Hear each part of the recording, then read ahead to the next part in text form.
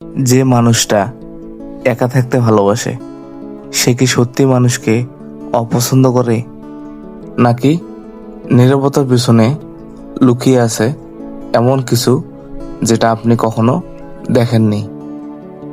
মনোবিজ্ঞানের দৃষ্টিতে একা থাকা সবসময় একাকিত্ব নয়। কিছু মানুষ ভিড়ের মাঝেও ক্লান্ত হয়ে পড়ে, কারণ তারা চারপাশের মানুষের কথা, আচরণ এবং আবেগ খুব গভীরভাবে অনুভব করে।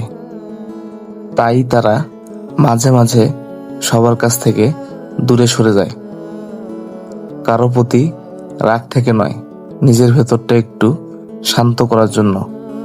আর মজার ব্যাপার হলো, যে মানুষটা সবচেয়ে বেশি নীরব তার মাথার ভেতরেই হয়তো সবচেয়ে বেশি শব্দ চলছে।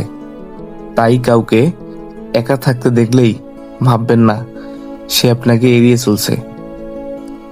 হয়তো সে শুধু এমন একটা জায়গা খুঁজছে যেখানে তাকে কারো সামনে নিজেকে ব্যাখ্যা করতে হবে না।